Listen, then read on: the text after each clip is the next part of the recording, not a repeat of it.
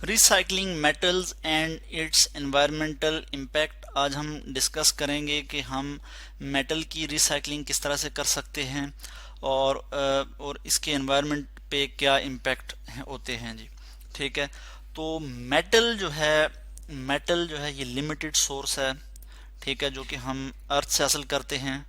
अर्थ resources हैं, मैं इसको इस तरह से कह सकता हूँ, अर्थ रिसोर्सेज, अर्थ रिसोर्सेज हैं, अर्थ रिसोर्सेज, और ये लिमिटेड हैं। ठीक है, ये ख़त्म हो सकते हैं, यानी ये अनलिमिटेड नहीं है, ये लिमिटेड हैं, लिमिटेड सोर्सेज हैं। तो ये लिमिटेड हैं, तो इसलिए हमें ज़रूरी है कि हम इन्हें कंजर्व करें। ठीक है, we have to conserve them. हमें चाहिए कि हम इनको क्या करें जी, कंजर्व करें, इनको महफूज करें, इनको जो है वेस्ट होने से बचाएं, कंजर्व। ठीक है, और जब हम जहाँ तक मुमकिन हो सके हम इनको कंजर्व करें, तो हम इनको किस तरह से कंजर्व कर सकते हैं कि अगर हम मेटल से कोई भी सब्सटेंस, कोई भी चीज़ बनाते हैं, और फिर जब हम उसको यूज़ कर लेते हैं, तो उसके बाद अगर फर्ज किया वो एज अ वेस्ट प्रोडक्ट के तौर पे, एज अ वेस्ट प्रोडक्ट के तौर पे जब वो चली जाती है, यानी वेस्ट प्रोडक्ट के तौर पे वो चली जाती है, तो हम उस वेस्ट प्रोडक्ट को, उस वेस्ट को हम दोबारा जो है वो रिसाइकल कर सकते हैं, रिसाइकल कर सकते हैं, ताकि उसको दोबारा जो है हम यूज़ कर सकें। रिसाइकल क्यों करते हैं? So that we can reuse it. ठीक है, अब चूंकि मेटल्स के रिसोर्सेज जो हैं वो लिमिटेड हैं, अर्थ से दिन ब दिन कम हो रहे हैं, और इसकी यूसेज बहुत ज़्यादा है। मेटल्स की जो यूसेज है बहुत ज़्यादा है। आप देखते हैं कि आप अपने इर्द गिर्द देखते हैं कि मेटल को बहुत ज़्यादा यूज़ किया जाता है। जैसे आयरन जो है एक मेटल है, आयरन Fe इसकी सिंबल है, पीरियोडिक टेबल में आप देखते हैं। एल्यूमिनियम है, Al, बहुत ज़्यादा यूजेज हैं इसके, आप जहाज़ों में देखते हैं, गाड़ियों में। ठीक है, एयरक्राफ्ट्स। इसी तरह आप किचन में देखते हैं, स्टील जो है वो आयरन से बनता है। इसी तरह ये सब के सब क्या है, मेटल्स हैं। इसी तरह निकल है, लेड है। ठीक है, ये क्या है, मेटल हैं। इसी तरह आप ज्वेलरी में देखते हैं कि मेटल यूज होती है। गोल्ड क्या है, मेटल है। ठीक है, गोल्ड जिसकी सिंबल क्या है, AU। इसी तरह सिल्वर है, सिंबल उसकी क्या है, ये है AG। इसी तरह से कॉपर है, जो कि हम बहुत ज़्यादा इसका भी बेतहाशा यूज़ है। हम जो है इलेक्ट्रिक वायर्स जो घरों में यूज़ करते हैं उसमें कॉपर यूज़ करते हैं। तो इस तरह बहुत सी मेटल्स हैं, ये मैंने इनकी सिंबल्स लिखी हैं। इनकी यूसेज बहुत ज़्यादा है, इनको हम बहुत ज़्यादा यूज़ करते हैं डेली लाइफ में। तो अब इनके इनके यूजेस जो है वो बहुत ज़्यादा हैं, बहुत ज़्यादा हम इन्हें यूज़ करते हैं, तो इनके रिसोर्सेज जो है वो लिमिटेड हैं, कम पड़ सकते हैं। तो हमें चाहिए कि हम इनको कंजर्व करें, और इनके जो, अगर इनके जो वेस्ट हैं, या जो वेस्ट प्रोडक्ट के तौर पे जो आती हैं, हम उनको दोबारा रिसाइकल कर सकते हैं, so that we can reuse, ताकि हम इसको दोबारा यूज़ कर सकें। जैसे फर्ज किया मैं यहाँ पे एक एग्जांपल दे दूँ कि हमारे पास जैसे जो सॉफ्ट ड्रिंक्स कैन है, ठीक है, ये मेटल से मिलके बने, मेटल हैं, जैसे एल्युमिनियम से अगर मिलके बने, तो जब हम सॉफ्ट ड्रिंक पी लेते हैं, तो उसके बाद ये वेस्ट के तौर पे हम इसको फेंक देते हैं। तो अगर हम ये जो वेस्ट के तौर पे जब हम इसको फेंक देते हैं, इस कैन को, तो इसको हम रिसाइकल करें और फिर दोबारा इसको रीयूज करें, तो इस चीज़ को हम कहते हैं रिसाइकलिंग मेटल्स, कि हमने मेटल को रिसाइकल किया। और मेटल को रिसाइकल करने से मेटल की प्रॉपर्टी चेंज नहीं होती। मेटल को रिसाइकल करने से मेटल की प्रॉपर्टी चेंज नहीं होती। Metals properties do not change नहीं होती। इसकी कोई प्रॉपर्टीज जो है वो चेंज नहीं होती, डू नॉट चेंज। ठीक है, जैसे अगर मैं मेटल की प्रॉपर्टी की बात करूं, तो मेटल्स जो है वो गुड कंडक्टर होती हैं हीट एंड इलेक्ट्रिसिटी की। तो जो है मेटल को रिसाइकल करने के बाद भी वो गुड कंडक्टर ही रहती हैं हीट एंड इलेक्ट्रिसिटी की। हार्ड होती हैं तो रिसाइकल करने के बाद भी वो हार्ड ही रहती हैं।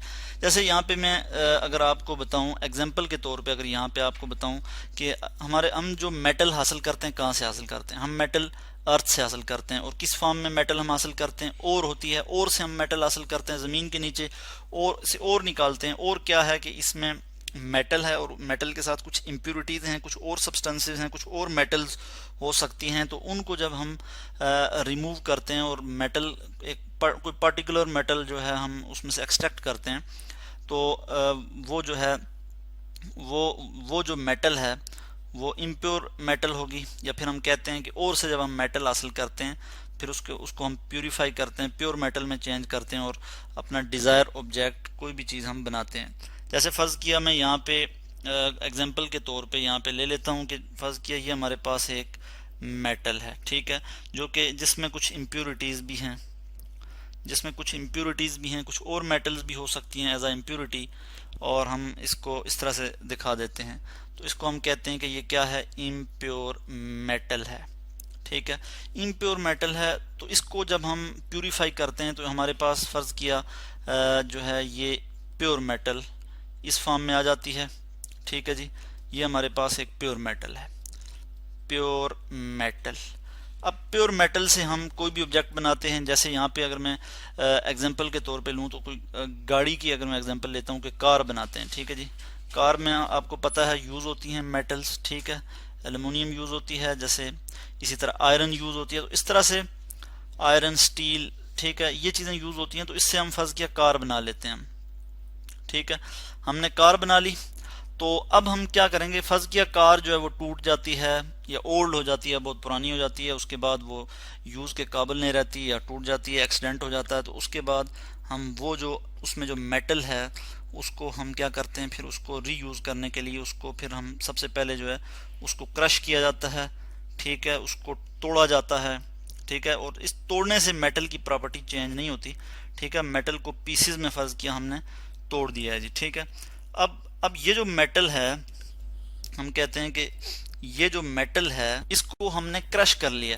अब दोबारा इस मेटल को ये जो स्क्रैप में है मेटल, ठीक है, SCRAP, स्क्रैप मेटल, इसको हमने रिसाइकल करना है, ठीक है।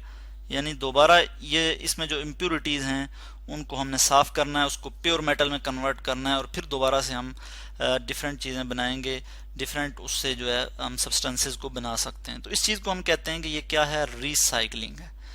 रिसाइकलिंग यानी हमने उसको दोबारा यूज़ में लाया, उस मेटल को हमने दोबारा यूज़ में लाया। अगर हम एनवायरमेंटल इम्पैक्ट की बात करें कि एनवायरनमेंट पे क्या इम्पैक्ट हैं, तो हमने बात की थी कि और हम कहाँ से हासिल करते हैं, और हम अर्थ से हासिल करते हैं, ज़मीन के नीचे से, ठीक है। उसके लिए हम क्या करते हैं, अर्थ में हम क्या करते हैं, माइनिंग करते हैं, ठीक है। हम क्या करते हैं, माइनिंग करते हैं।